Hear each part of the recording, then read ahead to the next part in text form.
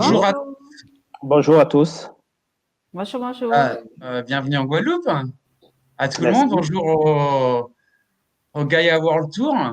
On va se lancer pour une petite heure d'émission pour parler des pollinisateurs et des abeilles notamment. On est aujourd'hui avec Félix Lurel, Benoît Foucan, Ilham Boulet qui va co-animer l'émission avec moi et on aura également quelques intervenants qu'on a pu interviewer pendant ces derniers jours. Je vais commencer rapidement par présenter l'association L'Effet Papillon. C'est une association qui a été créée en 2015, d'abord pour organiser les conférences TEDx, TEDx Pointe-à-Pitre. Et donc cette année, le 17 octobre, c'était notre 6e conférence TEDx Pointe-à-Pitre. Le meilleur est à venir.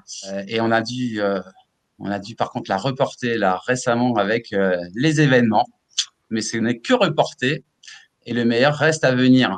Ilem, je te propose de présenter également l'association Biodésir. Alors, bonjour à tous. Hélène Boulet de l'association Biodésir. Donc, c'est une association qui œuvre pour changer les paradigmes et pour valoriser en fait notre biodiversité, notre patrimoine culturel.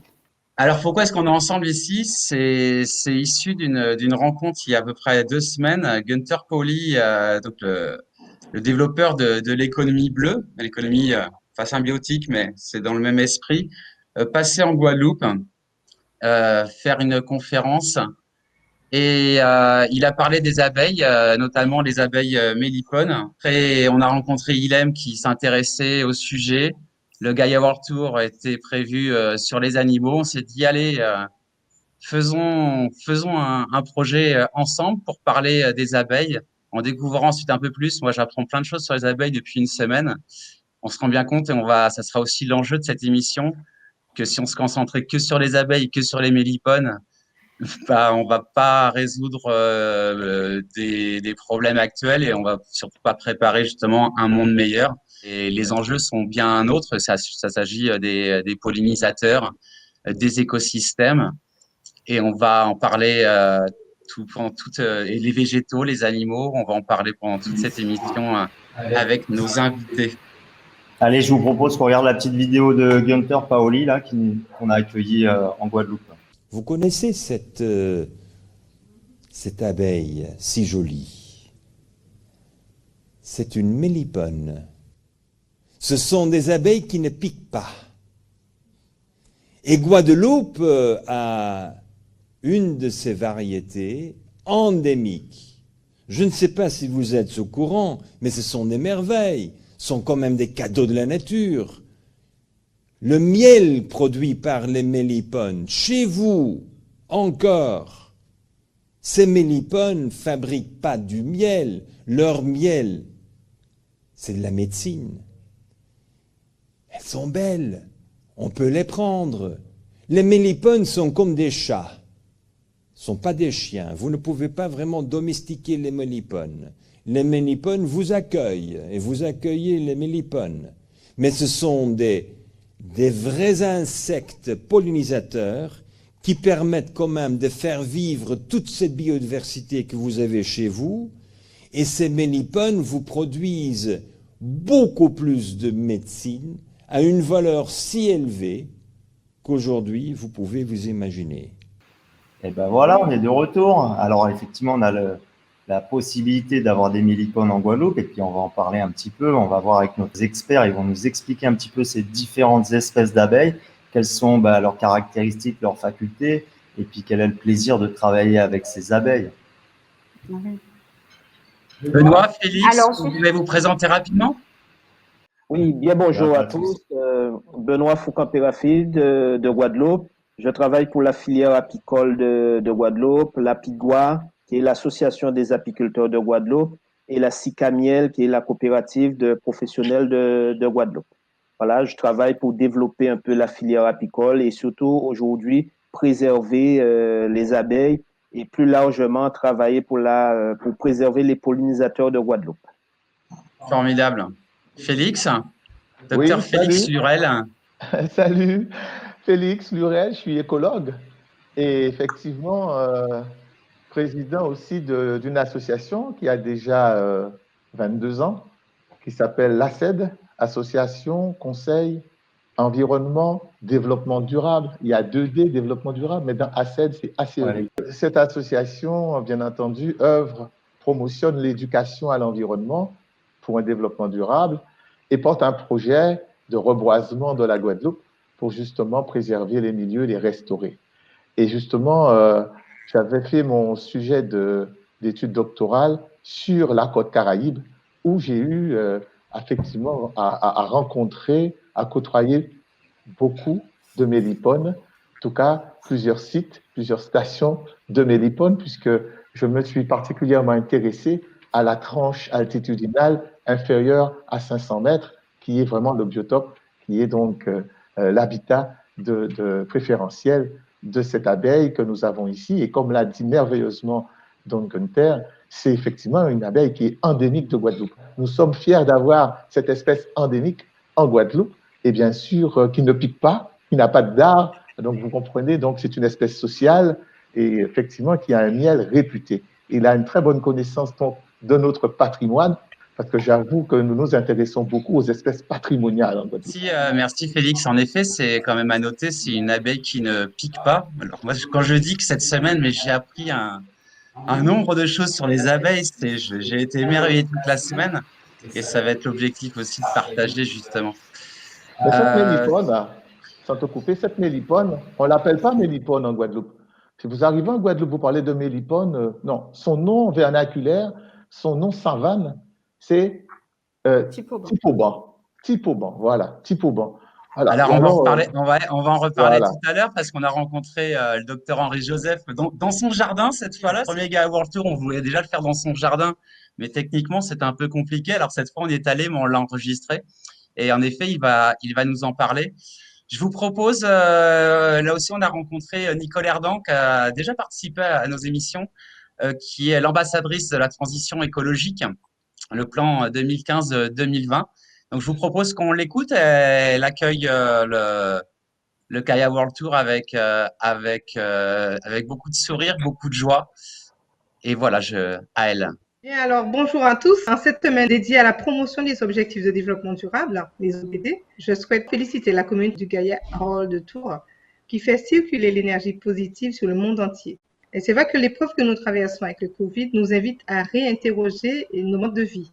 Et pour y parvenir, il existe une grille d'analyse qui est celle des objectifs de développement durable de l'ONU, adoptée en 2015. Voilà. Donc, cette grille qui démontre toute sa pertinence pour mieux comprendre la crise et travailler à un futur plus durable.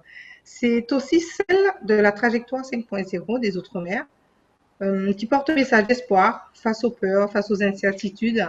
Et c'est pourquoi, à l'occasion du 5e anniversaire de l'adoption de l'agenda 2030, le ministère de la Transition écologique a organisé des séquences pour mettre en lumière des initiatives et identifier les leviers. Pour que demain soit meilleur, il nous faut renforcer nos efforts à l'endroit de la biodiversité.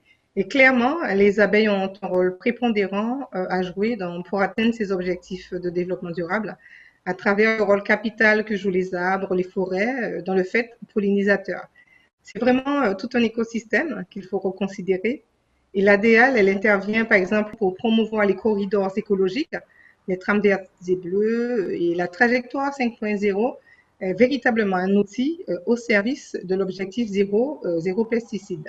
L'abeille agit en faveur de notre sécurité alimentaire, donc elle est nécessaire à nos cultures, les fruits, les légumes, les épices, le cacao, le café, et pourtant on assiste ces populations d'abeilles qui continuent à disparaître à cause des pratiques agricoles inadaptées et également au recours aux produits chimiques. Notre responsabilité envers la nature est grande et vraiment chacun peut agir à son niveau. Même les plus petites actions comptent, et c'est grâce à la pédagogie du docteur Joseph que j'ai été sensibilisée à la préservation des pollinisateurs, car franchement, je fuyais à la vue d'une abeille. Toutes les actions comptent. Par exemple, parrainer des ruches. Je pense au miel des montagnes, des monts Caraïbes. Porter des projets tels les 100 000 arbres pour la Guadeloupe avec les établissements scolaires. L'ADL est d'ailleurs partenaire de cette opération et je remercie Félix Lurel pour ce projet qui nous galvanise. Il faut rechercher les voies d'un développement plus durable. Et cette recherche, en tout cas cette quête, est de la responsabilité de toute la société. Mais pour que ces objectifs soient atteints, chacun doit faire sa part. Chacun doit faire sa part et ceux qui connaissent l'effet papillon, vous savez qu'on fait dans les émissions, dans nos ateliers, on fait toujours intervenir les 4 sphères qui nous semblent essentielles pour engager les transitions, hein, qui est le monde institutionnel, qui est le monde des entreprises privées, qui est le monde des associations, de la société civile, mais également le monde académique. On pense tous que chacun a du génie, mais seule personne n'est capable d'apporter des réponses pertinentes et durables. Donc voilà, on se fixe toujours cette règle-là de créer la connexion entre des acteurs qui se parlent pas toujours, qui se comprennent pas, et il y en a pas un qui a forcément plus raison que l'autre. Il faut ensemble trouver des voies communes. Sur ce, je vous propose de commencer par le commencement, c'est-à-dire voir la naissance d'une abeille.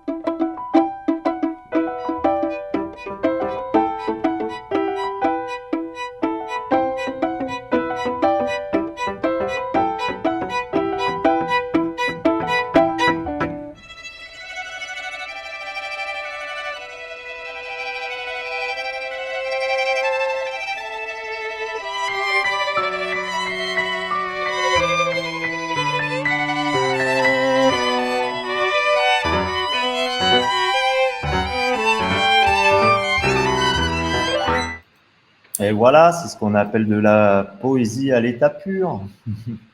Un vrai miracle. Ah, c'est beau, hein. Bon, Ilem, après cette petite introduction, est-ce que tu peux nous en dire plus? Tout le monde, en fait, est fasciné par les abeilles. On n'entend personne qui dit qu'il veut pas d'abeilles. Alors, il y a beaucoup de gens qui ont peur des abeilles d'être piquées. Alors maintenant, on sait qu'il y a des abeilles qui ne piquent pas. Et d'ailleurs, en général, quand elles piquent, c'est qu'elles se sentent agressées. D'où vient cette fascination pour les abeilles dans le monde entier et, si j'ai bien compris, depuis la nuit des temps?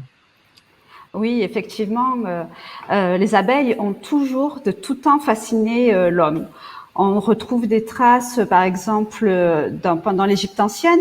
La légende raconte en fait qu'à la suite d'une terrible catastrophe, le roi Soleil Ra pleura ses larmes et se transformèrent en abeilles quand il toucha le sol. Et grâce aux abeilles, des fleurs et des arbres apparurent et le monde fut meilleur. Déjà à cette époque, les Égyptiens avaient la culture des produits de la ruche et ses bienfaits. Donc on utilisait la propolis pour momifier les morts. On a découvert aussi dans la tombe de Toutankhamon des pots ayant contenu du miel. On a aussi des exemples aussi dans la mythologie grecque et romaine. Dans l'Ancien Testament aussi, on fait référence donc aux abeilles et au miel, qui étaient symboles de connaissance et de sagesse. Et en fait, plus près de nos côtes également. Donc, les Caribéens ont toujours été en relation avec les abeilles, notamment l'abeille mélipone, et les Mayas la vénéraient carrément.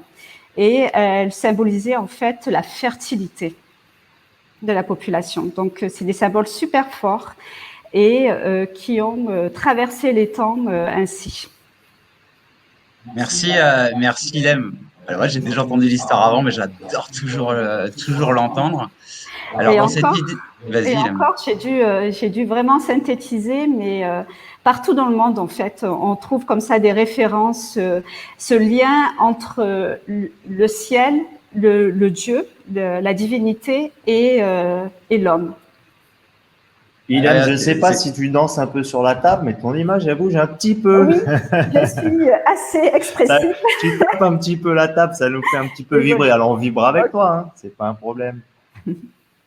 D'ailleurs, pour parler de vibration, et dans la même logique, on est allé rencontrer Attendez, on a un petit écho qu'on va régler. Hop, ça y est.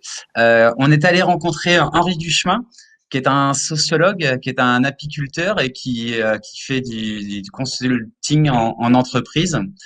Qu'est-ce qui s'est passé? En fait, on est passionné par le biomimétisme et ce que dit Ilem, en fait, c'est ça, c'est depuis tout le temps, depuis tous les temps, les hommes se sont inspirés, ont été intéressés par les abeilles.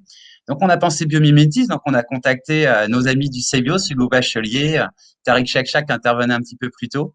Et ils nous ont dit, pour parler de biomimétisme des organisations, allez parler avec Henri Duchemin. Alors, c'est ce qu'on a fait.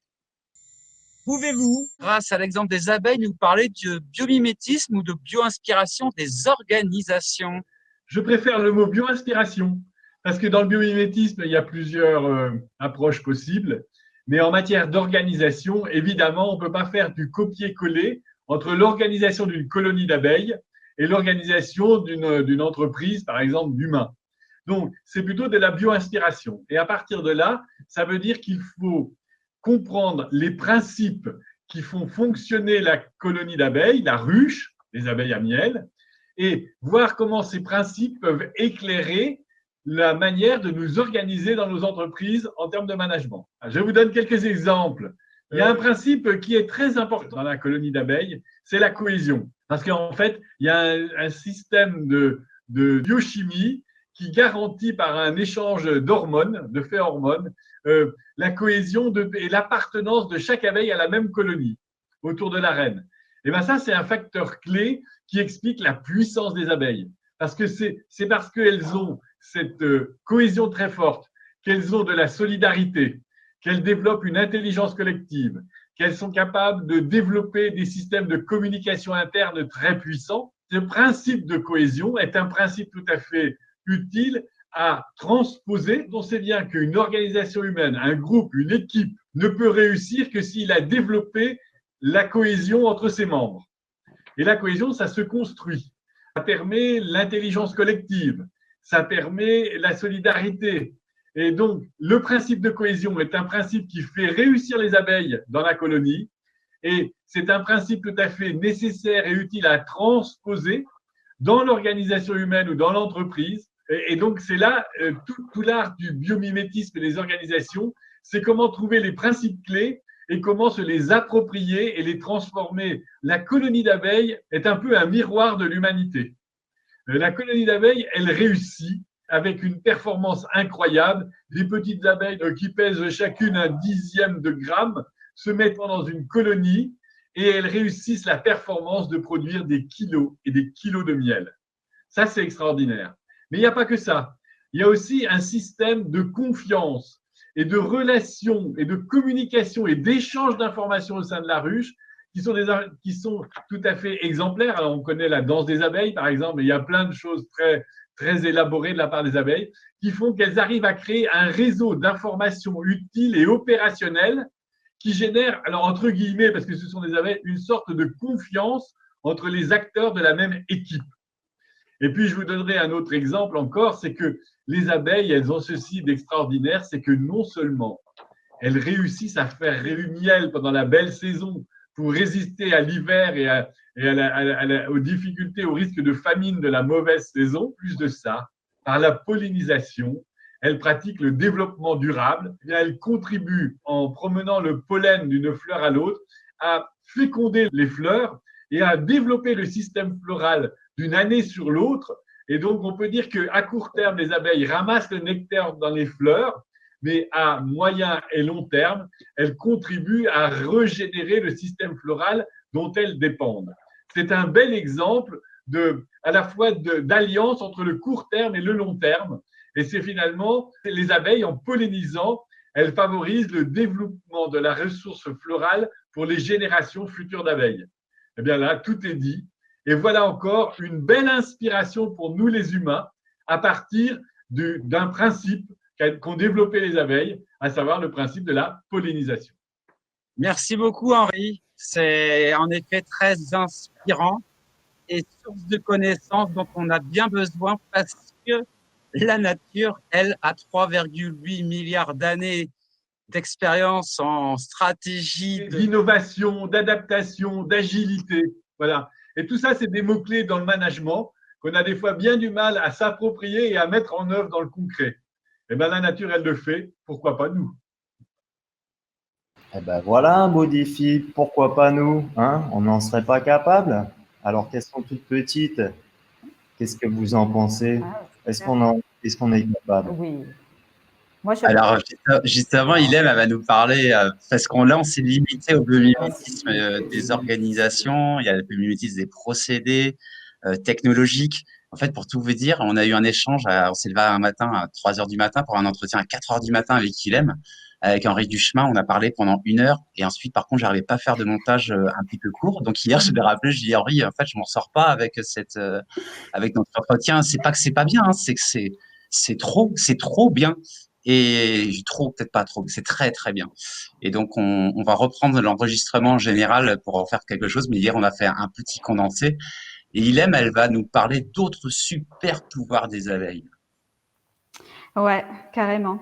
Moi, je considère vraiment que l'abeille possède des super pouvoirs. Avant de commencer, j'aimerais faire un petit point sur en fait les pollinisateurs qui existent dans le monde en fait.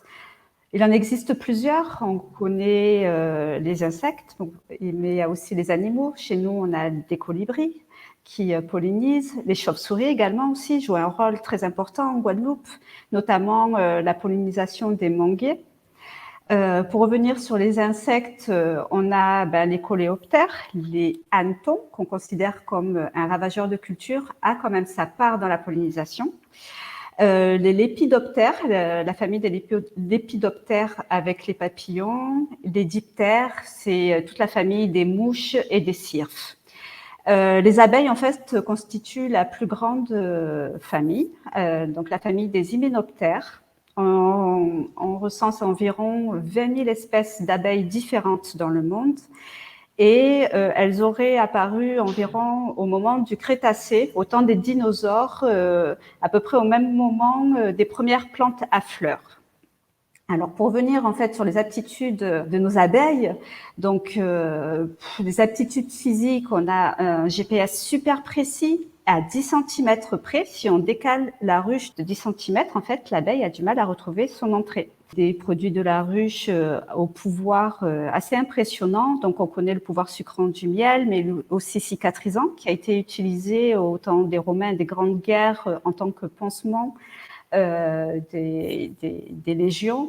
La propolis, qui est antiseptique et un anti-inflammatoire. On dit qu'une ruche est aussi aseptisée qu'un bloc opératoire. Il faut vous dire à quel point. La gelée royale, qui est un multiplicateur cellulaire, régulateur de stress. Qu'est-ce qu'on a d'autre encore? On a le venin de l'abeille qui est utilisé contre le rhumatisme et le pollen qu'elle récolte qui stimule le système immunitaire. Donc, elle a aussi des capteurs sensoriels super performants. L'abeille est sensible aux odeurs, qu'elles soient bonnes ou mauvaises. Donc, sachez, si vous vous promenez à côté d'un essaim en ayant même du parfum, vous risquez en fait d'attirer les abeilles. Vous les embêtez un petit peu pour ça, avec ça. Et donc, aptitudes cognitives, donc on a vu l'intelligence de groupe, comment une reine, comment un essaim constitué de environ 50 000 individus arrive à être aussi performants dans leur travail. Qu'est-ce qu'on a d'autre? Elles ont une mémoire d'environ 7 à 8 jours. Elles arrivent à compter jusqu'à 4. Faire des choix réfléchis. Donc ça, ce sont toutes les nouvelles études qui ont été faites par le CNRS au cours de ces 10 dernières années. Et en fait, on peut un petit peu estimer les capacités en extrapolant que l'abeille en fait serait intelligente, aussi intelligente en fait qu'un enfant de 3 ans. Bon, c'est vraiment de l'anthropomorphisme. Aller jusque-là, mais c'est super intéressant en fait. Et savoir qu'elle est environ 1 million de neurones comparativement à nous qui en avons 100 milliards, moi, ça me laisse assez impressionné. Et en fait, et vraiment, l'idée, c'est qu'on va pas vous dire ici tous les super pouvoirs des abeilles, parce que ce serait trop long. Au début, on a voulu parler des abeilles. Déjà, 1 heure, ça suffisait pas. Et ensuite, en parlant davantage avec différentes personnes, dont nos intervenants, ils ont dit, nous, on veut bien participer, mais on veut pas parler que des abeilles et pas que d'amélipone, on veut parler de l'ensemble des pollinisateurs. Donc là, c'est juste, on donne un petit peu le goût. On a parlé de grandes généralités sur les abeilles. Moi, personnellement, je connaissais pas grand-chose de tout ça. Donc, peut-être que je suis pas tout seul. Et maintenant, donc là, on a parlé de globalité, des choses qui peuvent se passer dans le monde entier sur les abeilles. On va se recentrer un petit peu sur notre territoire, sur notre contexte. Donc, sur la Guadeloupe. Est-ce que tu peux nous faire atterrir en Guadeloupe par l'histoire, Hélène? En fait, les abeilles domestiques sont arrivées en Guadeloupe à peu près avec le deuxième voyage, lors du deuxième voyage de Christophe Colomb. À cette époque, il y avait déjà en fait nos abeilles sauvages. Donc là, du coup, pour rentrer plus dans le détail, on va faire intervenir nos participants. Donc, nous sommes pas, enfin, je me considère pas comme une sachante. Et c'est pour ça que je m'entoure de personnes beaucoup plus expertes. On a de très, très bons experts sur le territoire. Donc, Benoît, peux-tu nous parler un petit peu de ces abeilles domestiques, leur rôle et leur organisation au sein de la ruche? Ben, vous savez, un peu comme les fourmis, hein, les abeilles sont des insectes sociaux. Elles ne peuvent avoir une existence isolée car elles ont besoin de vivre en colonie. Et une colonie est fortement organisée, toujours composée de plusieurs dizaines de milliers d'abeilles. En Guadeloupe, on peut avoir jusqu'à 60 000 abeilles dans une ruche. On a aussi des faux-bourdons et il faut savoir qu'on a une seule reine par colonie. Les abeilles, les ouvrières peuvent vivre 45 jours en moyenne chez nous en Guadeloupe parce qu'elles travaillent énormément toute l'année. Parce qu'il fait chaud, c'est pas comme dans les pays tempérés où il y a l'hiver, où il y a des abeilles d'hiver qui peuvent vivre 6 mois, mais chez nous, elles travaillent toute l'année, elles sortent continuellement pour butiner du nectar ou du pollen. Et il faut savoir que l'abeille dans une ruche a de nombreux rôles. Mais dès sa naissance, l'ouvrière est tout d'abord nettoyeuse de la ruche. Elle devient après nourrice pour pouvoir sécréter, en fait, elle sécrète de la gelée royale pour pouvoir nourrir les abeilles et aussi nourrir la reine. Après, il y a des abeilles qui sont cirières. Pour pouvoir, la cire permet de créer les alvéoles pour que les abeilles puissent stocker le miel et aussi pour permettre à la reine de pondre. Et ça, il y a des glandes cirières qui permettent ça. Et après, pour finir, à la fin de sa vie, ben, l'abeille, elle est butineuse et gardienne. En Guadeloupe, nous avons une chance extraordinaire parce que les abeilles ont une biodiversité terrible. Il faut savoir que nous avons plus de 3500 plantes chez nous et environ 10% de ces plantes sont butinées par nos abeilles. Et donc, ce qui va donner un miel extraordinaire. À côté de ça, il faut savoir que les abeilles, c'est vrai qu'on parle beaucoup de miel, mais elles ont un bien plus grand rôle, la pollinisation de nos plantes. Si nous avons énormément de plantes à fruits et à légumes, c'est en grande partie grâce aux abeilles, mais j'ai envie de dire grâce aux pollinisateurs. Donc, on va développer un peu plus tard. Mais c'est essentiel à la vie chez nous en Guadeloupe. Et il nous faut préserver ça chez nous. Merci beaucoup, Benoît, de nous avoir parlé, en effet, des abeilles domestiques et pas que. Avant de rencontrer Félix pour parler des abeilles sauvages, donc comme je vous disais tout à l'heure, on est parti faire un petit tour dans le jardin d'Henri Joseph. On va l'écouter quelques minutes. Voilà, on remercie Nathalie et Sabrina qui ont été faire ce reportage chez Henri Joseph. Et puis on va écouter, c'est notre spécialiste de phytobocase. La première chose à penser, c'est que le jour où les pollinisateurs vont disparaître, l'homme doit mettre une croix sur sa vie. Parce que il ne faut jamais oublier que le fruit, c'est le résultat de la pollinisation d'une fleur.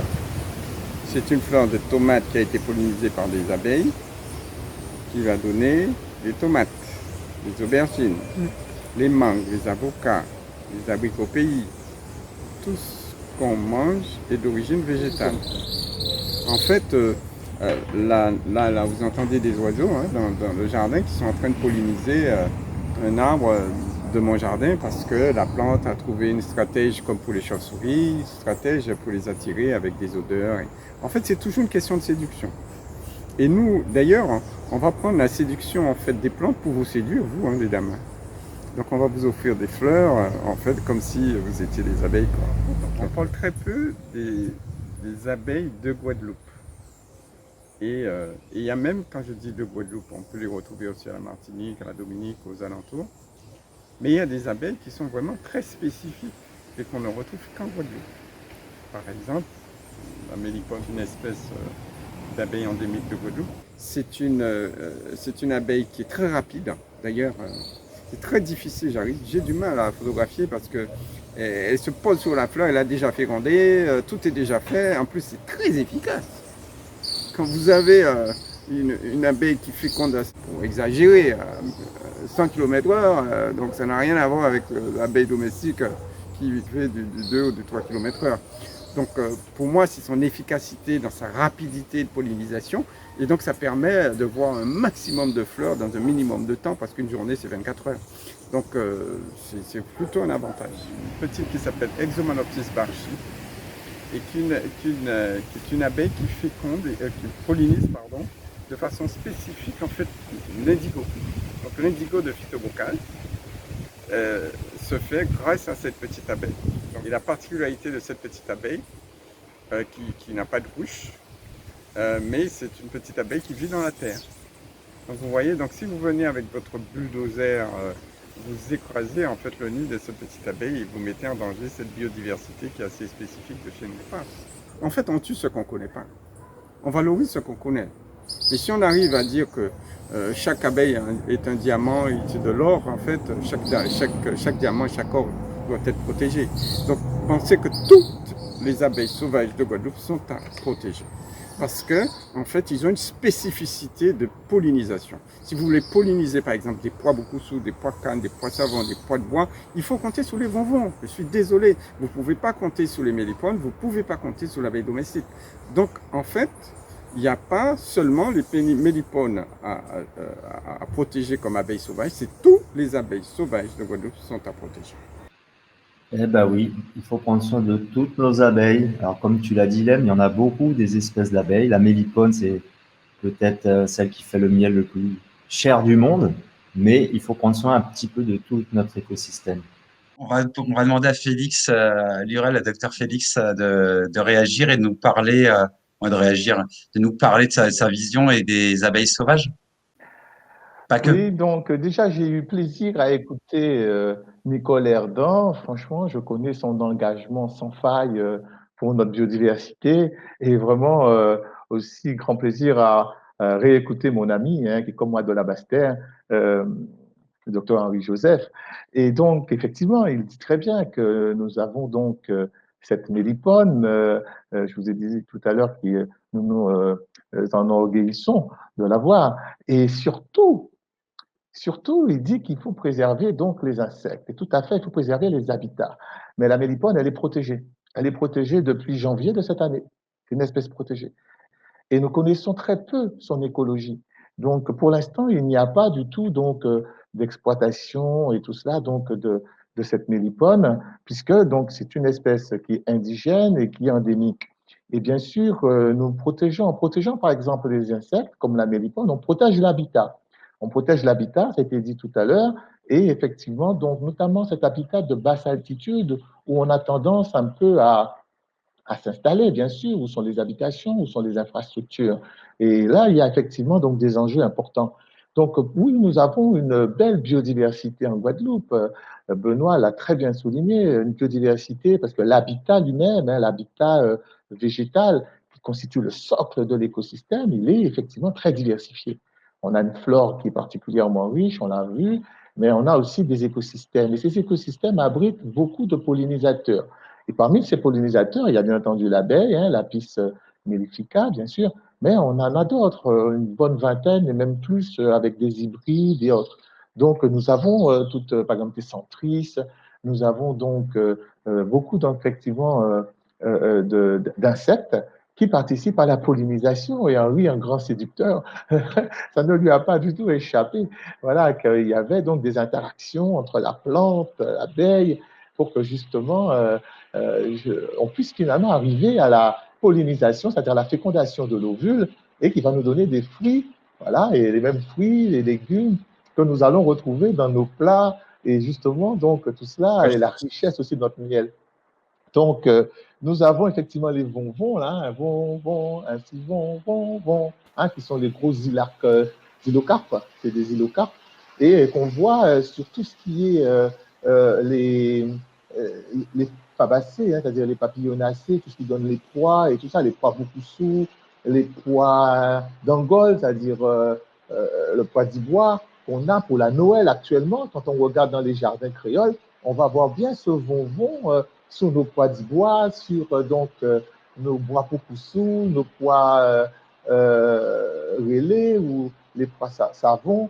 Voilà, donc tout ça qu'on retrouve dans les jardins créoles qui constituent justement souvent des couvre-sols ou en lisière sur les bords, avec les passiflores, les fruits de la passion. Et ça, on va bien voir ces bonbons. Donc, il faut bien les accueillir. On a parlé tout à l'heure de parrainer des ruches. Il faut aussi savoir parrainer pour ces bonbons. Il ne faut pas les écraser s'ils viennent à la maison ou s'ils veulent faire parfois leur nid dans des bois qui sont un peu pourris. Moi, j'ai déjà vu des hôtels à bonbons, des endroits où on a 4, 5, 6 000 de bonbons. Alors, ce n'est pas aussi de grandes colonies comme les abeilles, mais alors on en a vu. Par exemple, moi, j'ai eu des témoignages de personnes qui ont vu des hôtels à mélipones, avec 10 nids de mélipones, une bonne dizaine de nids. Maintenant, c'est beaucoup plus rare, ça s'est raréfié. Voilà, l'espèce subit aussi un certain nombre de pressions et tout ça qu'on a. Alors, il aime à parler de lépidoptère. Oui, on a tous les papillons qui sont de jour, ou on a les monarques, on a les gros dryas, là, ceux qui sont oranges, qui sont très beaux. On a des papillons de nuit, comme les sphinx, qui vont visiter les fleurs, qui vont donc comme ça porter du pollen, etc. Et comme dit Henri, mais c'est du donnant-donnant. Il n'y a pas que de l'amour, parce qu'il y a même des plantes qui peuvent piéger l'insecte, l'enfermer, jusqu'à ce que, par exemple, les étamines ou que la partie femelle de la plante soit mûre. Donc, entre-temps, la plante, l'insecte est là, va se débattre, etc., essayer de sortir, va s'en mettre plein le corps, pollen et autres, avant d'être libéré. Donc, enfin, c'est un amour aussi hein, qui est… voilà, c'est du donnant-donnant. Tu viens manger, ok, mais tu vas féconder pour moi, tu vas porter mon pollen ailleurs. Voilà tout cela. Donc, on a bien sûr beaucoup d'insectes et il faut protéger les habitats plutôt que de protéger une espèce. Ou alors, quand on protège une espèce, c'est pour étendre à son habitat, pour qu'on puisse avoir effectivement donc cette biodiversité qui est exceptionnelle chez nous, qui est reconnue. On appartient à la Guadeloupe, on appartient à l'un des hotspots de biodiversité de la planète. On appartient à des lieux emblématiques où justement, s'il fallait mettre un effort, s'il fallait mettre quelques euros, justement, c'est dans ces endroits-là, parce qu'il y a une biodiversité qui est exceptionnelle, qui est riche, qui est formidable. Il y a des écosystèmes aussi qui sont très variés, très diversifiés, d'accord? Mais tout ça, ça tient sur un mouchoir de poche. La Guadeloupe, c'est quoi? 1600 km². 1600 km², c'est tout petit, c'est un arrondissement de Paris, d'accord? Et quand on regarde un nombre d'espèces, par exemple, on a plus, rien que la petite île de Désirade qui fait 21 km², elle a autant d'espèces arborées, autant d'espèces d'arbres que tous les hexagones, toute la France hexagonale. Vous imaginez les enjeux? Donc, on veut protéger les insectes, les pollinisateurs, d'accord? Les colibris, les chauves-souris, il en a parlé. Donc, les arthropodes qu'on a, et justement, donc, pour pouvoir garder cette biodiversité, parce que c'est un enjeu qui dépasse la Guadeloupe, puisque ce sont des lieux emblématiques au niveau donc mondial. Cette richesse en arbres, cette richesse écosystémique, cette richesse en flore, cette richesse en insectes, tout ça c'est lié, et ça nous fait qu'on a parfois des miels qui sont largement primés, voilà, et on a donc cette richesse qu'il faut absolument donc garder à travers nos pollinisateurs, à travers tous nos insectes, et tout ça se tient. Henri a dit qu'il aime le vivant, et c'est exactement comme ça qu'il faut raisonner. Merci beaucoup, Félix. Alors, je voyais, je crois que tout le monde ne le voyait pas, mais moi, je voyais Benoît qui hochait la tête, parce qu'on pourrait penser qu'il hoche la tête en tant que travaillant pour les apiculteurs de Guadeloupe. Quand on parle, il faut protéger les abeilles. Quand il disait, il faut penser à tout. Et Benoît, il était là, oui, oui, oui. Donc, j'en profite, Benoît, pour nous parler justement des grands chiffres de l'apiculture en Guadeloupe, des points positifs, des inquiétudes. Voilà. Très bien, pas de souci, merci. Donc, il faut savoir qu'à l'Apigua, nous avons environ 120 apiculteurs qui possèdent des ruches, avec 6500 ruches qui sont peuplées. Ces apiculteurs produisent environ 100 tonnes de miel dans l'année. Il faut savoir que la Guadeloupe consomme 280 à 300 tonnes de miel. Donc, nous avons un déficit en production. Bon, après, la Guadeloupe, c'est tout petit, c'est très peuplé. Donc, les espaces boisés ne sont pas trop extensibles non plus. Donc, il nous faut justement travailler sur la qualité de nos productions. Depuis une bonne dizaine d'années, j'ai envie de dire, les apiculteurs de l'Apigua et de la Sicamiel ont travaillé justement sur cette qualité. Quand on regarde le nombre de médailles que les apiculteurs ont obtenues au Salon international de Paris, je crois que c'est 47 médailles sur 58 médailles de distribuées. Bon, sans trop de chauvinisme, on peut dire que nous avons un excellent miel, voire le meilleur dans les pays tropicaux. Ben, qu'est-ce qui fait ça? Bien sûr, il y a les apiculteurs, il y a le travail, il y a la formation que nous avons organisée au sein de la filière, à la Sicamière, à l'Apigua. Aujourd'hui, les apiculteurs sont bien formés, ils connaissent leur métier, mais il y a surtout cette biodiversité, cette chance inouïe que nous avons. Et puis, vous savez, le miel, c'est les abeilles qui le font. C'est en grande partie leur travail. Et donc, on a cette chance de pouvoir profiter en fait de ce produit divin, entre parenthèses. Nous avons un terroir exceptionnel. Nous avons des camps pêchés, nous avons des suretiers, nous avons des mapous, nous avons le tandakayou, le suretier, des avocatiers. Tout ça, ce sont des plantes qui nous donnent un excellent miel. Et c'est cette richesse, cette diversité, je crois, qui fait qu'on gagne la plupart des prix dans les concours.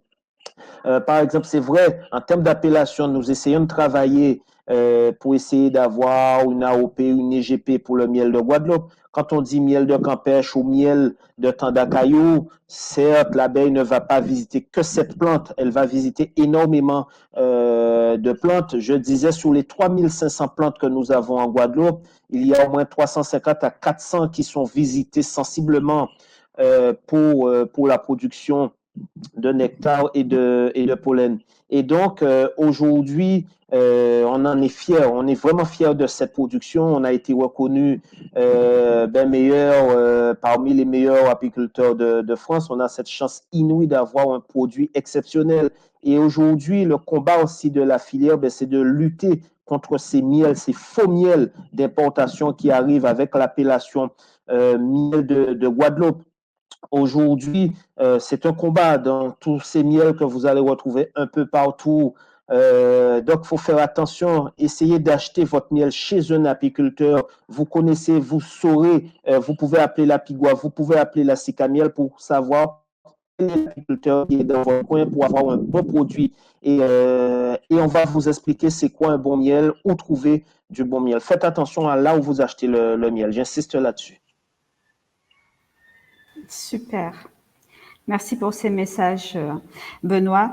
C'est vrai que nous avons un miel très riche, de très bonne qualité grâce à la qualité de notre environnement et de notre diversité. Ça, c'est vraiment très important. Et du coup, ma question, c'est vraiment quels sont les enjeux, en fait, par rapport aux défis du changement climatique. On est vraiment soumis aux aléas climatiques, l'augmentation, l'élévation du niveau de la mer, l'augmentation globale de la température qui nous, du coup, intensifie nos événements climatiques de cyclones et de sécheresse, qui aura un impact sur notre production agricole et également aussi de notre miel. Du coup, quelles sont les actions, quels sont les travaux qui ont déjà été lancés ici en Guadeloupe ou en cours pour répondre en fait face à ces grands enjeux. Cette question en fait s'adresse à toi, Benoît, et puis à Félix également, si tu veux après par la suite intervenir sur les enjeux des événements climatiques. L'apiculture, aujourd'hui, les apiculteurs, ils savent faire. L'Apigua est là pour former ces apiculteurs. Mais l'enjeu aujourd'hui pour nous, c'est vraiment de préserver l'existant parce que nous sommes en train de tout perdre, j'ai envie de dire. Et il faut véritablement que tous, on travaille ensemble. Il y a des projets que la filière a mis en place pour pouvoir préserver justement ces acquis. Par exemple, il y a un projet, d'ailleurs, je remercie Madame Nicole Erdan, un projet qui s'appelle Archipel Guadeloupe, terre de pollinisateurs, qui nous a beaucoup aidé. L'idée était vraiment de connaître ces pollinisateurs, de connaître en tout cas et de faire connaître parce que nous allons dans les écoles, dans les collèges. Il y a Sabine Kani qui est une collègue qui va dans les écoles pour justement former et informer les élèves comment reconnaître quel est le rôle des pollinisateurs et surtout comment les préserver. Il y a d'autres projets dont nous sommes un peu partenaires. Aujourd'hui, il faut travailler justement sur la préservation de nos arbres. Et justement, si on veut aider les pollinisateurs, les vonvons, les abeilles, les mélipodes, ben, il faut préserver la ressource alimentaire. Je prenais l'exemple quand j'étais petit. Quand on parlait, ben, il n'y avait pas question de nourrir des abeilles. Aujourd'hui, on est obligé d'apporter quelques compléments aux abeilles ou de laisser du miel aux abeilles. On ne peut pas tout récolter. Avant, il y avait des espèces au bord des lisières, tout ce qui est Mimosa pudica, il y avait des sonnettes, ce qu'on appelle sonnettes. Il y avait beaucoup d'espèces de bordures de plants, de jardins, de cannes, de bananes. Il y avait une diversité dans les cultures et les abeilles trouvaient une ressource alimentaire toute l'année. Et aujourd'hui, nous avons perdu ça. Et donc, il faut planter des arbres. Et c'est là que je vais laisser Félix Lurel présenter son projet qui est exceptionnel. Si on arrive à planter des arbres en Guadeloupe, ben on sauvera des choses. On sauvera nos pollinisateurs. Merci Benoît, parce qu'en fait, on avait prévu de discuter un petit peu plus sur ces sujets-là, d'échanger, mais le temps nous manque. Et donc, en effet, on va demander à Félix de nous parler d'un projet qui lui tient à cœur. Oui, très bien. Et Ilem a raison de poser cette question du réchauffement climatique. Il y a une prise de conscience qui est récente et en tout cas déjà sur l'importance de notre biodiversité et sur les risques, parce que nous sommes un système insulaire, tout petit système, j'ai expliqué tout à l'heure, même avec des contacts, une promiscuité entre les écosystèmes eux-mêmes, en dépit de la richesse que l'on avait. Et puis, il faut quand même souligner que nous avons en Guadeloupe tout un dispositif d'espace protégé avec le parc national, avec le conservatoire du littoral. Nous sommes même réserve de biosphère de l'UNESCO. Et donc, tout ça, ça reste fonctionnel.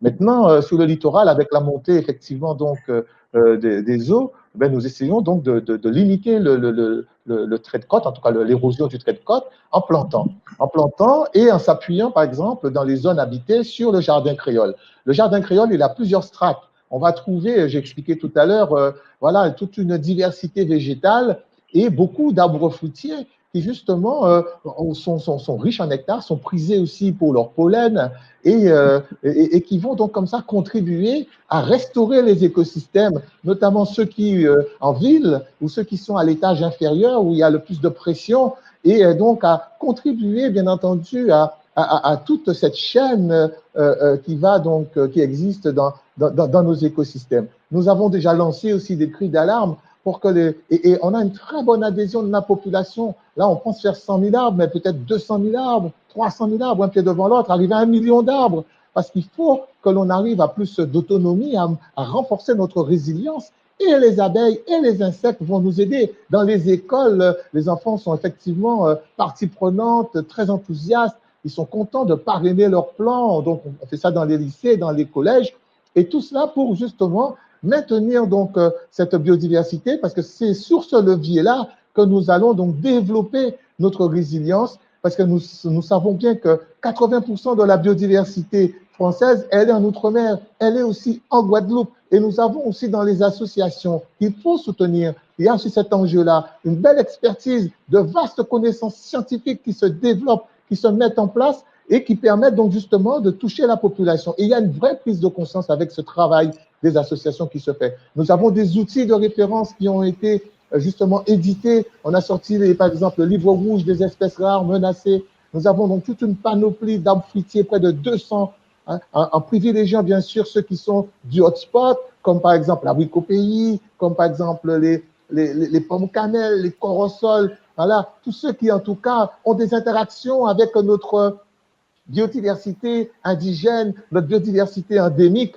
et donc tout ça pour contribuer à la richesse. Alors tout à l'heure, il n'y a pas que le réchauffement climatique, il y a aussi nos pratiques. Nous devons donc acquérir de bonnes pratiques. Si nous appartenons à un hotspot de biodiversité mondialement connu, reconnu par les scientifiques, nous devons nous aussi donc prendre soin de cela. Et par exemple, Henri le disait, faire attention au sol. On peut trouver la larve de la petite guêpe, l'Exomalopis. On peut trouver aussi les larves, par exemple, de lucioles, les bêtes à fée. Voilà, et on n'en parle presque plus beaucoup. On a aussi nos guêpes. Les guêpes, moi, je fais beaucoup de terrain en tant que naturaliste.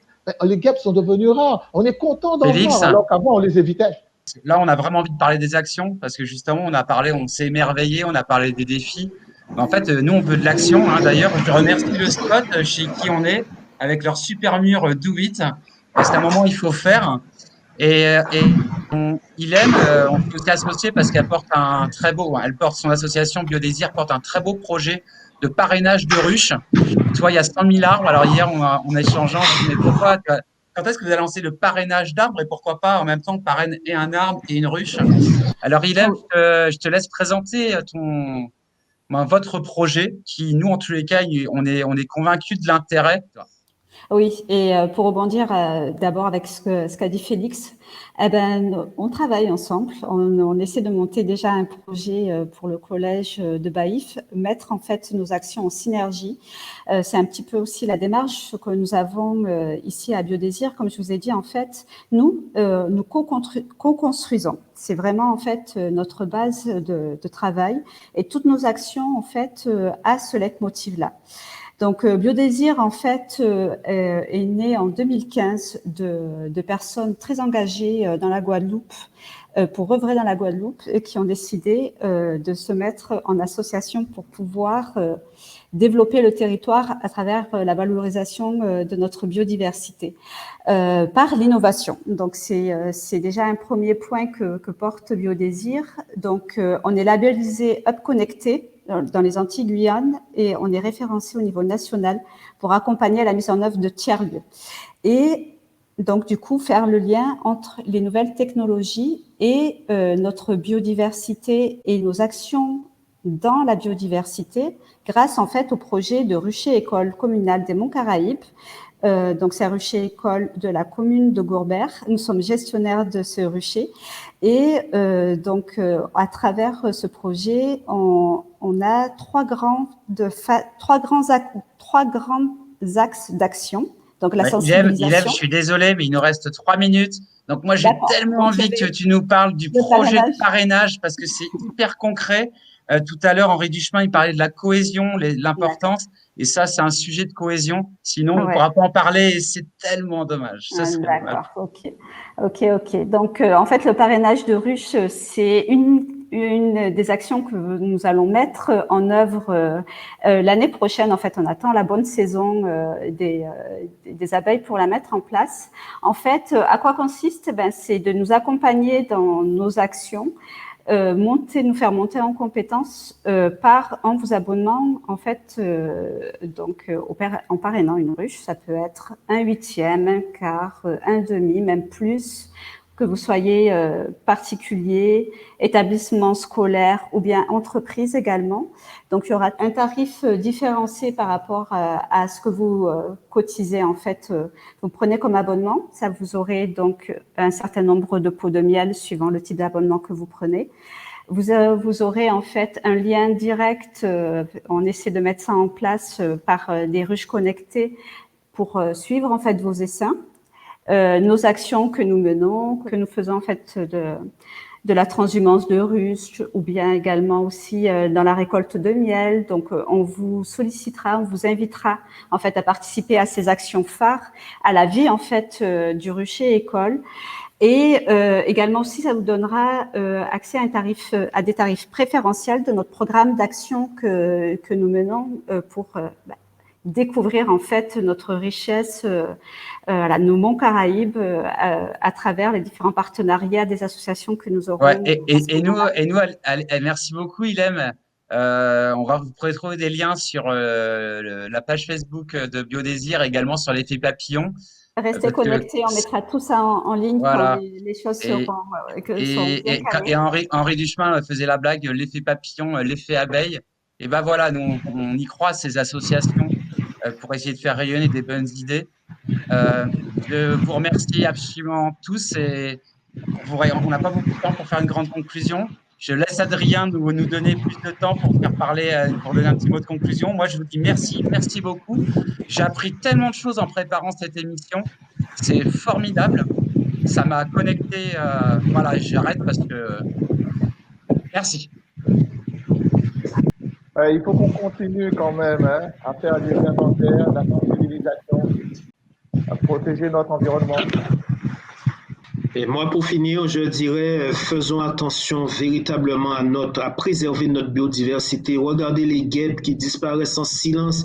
Heureusement qu'il y a les apiculteurs qui travaillent, mais faisons attention à nos pollinisateurs. Et il y a aujourd'hui des entreprises qui travaillent justement pour ça. Je tenais à les citer. Vous avez EDF, LPG, tout ça qui travaille avec nous pour nous aider à préserver ces insectes-là. Là, on veut faire une agence régionale de la biodiversité en Guadeloupe parce qu'on a trop d'enjeux là-dessus. Il nous faut notre ARB en Guadeloupe. Tout à fait.